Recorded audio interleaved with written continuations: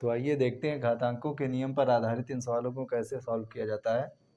तो सवाल दिया गया है 27 की पावर 2/3। तो सबसे पहले हमको क्या करना है, यहाँ पे लिखा है 3, तो इसी के अकॉर्डिंग हम इसको, जितनी घात 3 है तो घात 3 के ही रूप में हमको इसको लिखना है। तो 27 को हम यहाँ पे गुणनखंड करेंगे, तो किससे डिवाइड होगी संख्या, ये 3 से डिवाइड होगी। पहले छोटी संख्या से काटा जाता है, अभाज्य संख्या से। तो 3 9 27, 3 ठीक।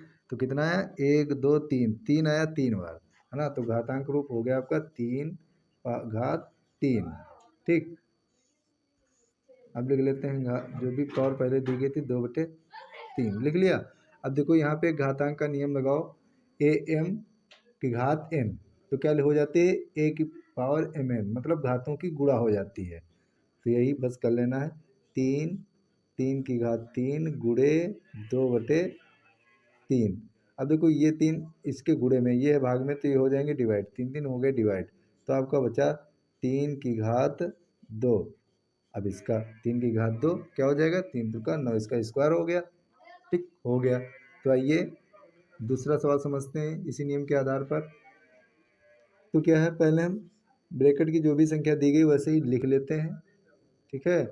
और जो इसका घात दी गई उसको लिखेंगे 2/3 गुणे ये वाली 1/2।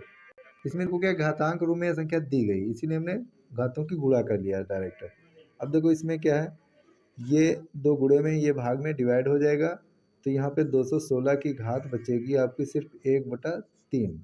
और 1/3 का मतलब क्या होता है, घनमूल निकालना। इसको इस टाइम में लिख सकते हो आप 216, और 216 का घनमूल होता है बच्चों 6। यदि आपको नहीं आता तो आप गुणनखंड विधि से इसका घनमूल निकाल सकते हो, ठीक है।